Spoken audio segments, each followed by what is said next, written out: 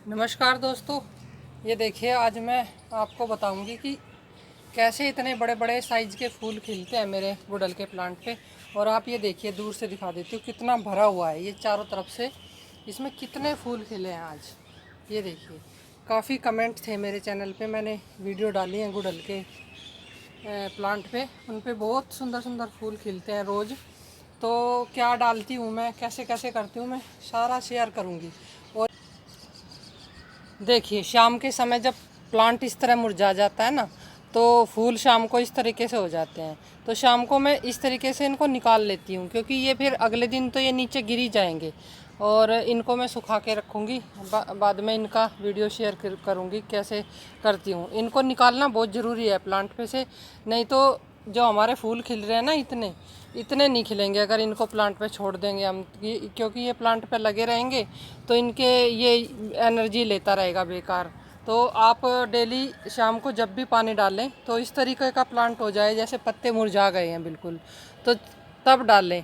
तो इस पे बहुत ज़्यादा फ़र्क पड़ता है फूलों पे। इस तरीके से हम प्लांट में पानी देते हैं। अब देखिए, कई प्लांट ऐसे हो रखे हैं जो इस तरीके से मुरझा गए हैं। तो जो मुरझा गए हैं ना प्लांट, मैं उन्हीं में पानी दूंगी।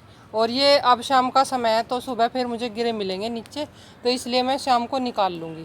तो मैं अपने प्लांट में ऐसे ही करती हूँ डेली। अब शाम को पानी डालने आई हूँ छत पे, थोड़े बहुत यही काम करूँगी। और जैसे अब सितंबर चल रहा है, सितंबर के महीने में अगर इतने फूल लेने हैं ना आपको, तो आपको प्लांट पे से ये काम ज़रूरी करना होता है, तभी हम इतने फूल ले पाएंगे अपने प्लांट से, बहुत कम से केयर में। और दिखाई बाद में मैं आपको फर्टिलाइज़र दिखाऊंगी कौन सा डालती हूँ मैं, क्योंकि रोज़ कोई ना कोई तैयार हो जाता है किचन में से ही, और वही मैं इस समय डाल के जाती हूँ अपने प्लांट पे। और सुबह के टाइम फिर मैं आपको इसी वीडियो में सुबह का समय भी दिखाऊंगी कैसे फूल सुबह भरे मिलेंगे मुझे। क्योंकि जो कलियां तैयार हैं सुबह के लिए, वो देखिए कलियां इस तरीके से आपके प्लांट में ऐसे भर जाती हैं। अगर हम ये काम कर लेते हैं ना, जैसे अब सितंबर में इतने फूल खिल रहे हैं, अगस्त से ही शुरू हो गए थे मेरे प्लांट पे फूल खिलने। और जैसे ऐसे कलियों की तो बिल्कुल बरसात हो जाती है मेरे प्लांट पे। और जितने फूल खिलते हैं उतने ही अगले दिन के लिए कलियां सभी प्लांट पे दिखा देती हूँ मैं। देखिए, अब मैंने फूल निकाल लिए हैं पुराने वाले जो, और ये सब इस तरीके से देखिए कलियां सुबह के लिए। तो दोस्तों, सभी हैरान रहते हैं कि इतने कलियां कैसे आती हैं। तो मैं ये काम डेली करती हूँ। ये देखिए, इस तरीके से ये सब कलियां सुबह के लिए तैयार हो जाएंगी। और ये देखिए कितने फूल निकाले हैं मैंने अभी अपने प्लांट से। तो इनको मैं सुखा के रखूँगी। एक तो ये काम हमें शाम को डेली अपने प्लांट पे करना चाहिए अगर आपको इतने फूल लेने हैं। और दूसरा काम देखिए, अभी बताती हूँ। देखिए, दूसरा काम ये है कि गमले को थोड़ा शाम को हम इस तरीके से, इसमें थोड़ी सी जो खुरपी की सहायता से ना मिट्टी थोड़ी सी अलट पलट कर दें। उससे क्या है कि ये जो जड़ें सी होती है ना, इनमें हवा लग जाती है, तो इससे भी प्लांट बहुत अच्छे से ग्रोथ लेता है। ये देखिए, अभी नमी है। आज इस वाले प्लांट में आज मैं पानी नहीं डालूंगी। तो थोड़ा सा पानी जब भी दें जब मिट्टी अच्छे से सूख जाए। अब आप ये देख रहे होंगे इसमें हल्की सी देखिए नमी है। तो जिस प्लांट में नमी हो ना, उसमें पानी बिल्कुल ना दें।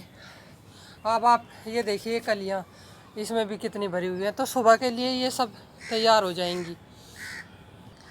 देखिए, ये प्लांट बिल्कुल सूखा हुआ है, तो इसमें अब मैं इस तरीके से दिखा रही हूँ आपको कि कैसे मिट्टी सूख गई है बिल्कुल अंदर तक। तब इसमें पानी की ज़रूरत इसलिए है। देखिए इसके पत्ते कैसे लटक गए हैं।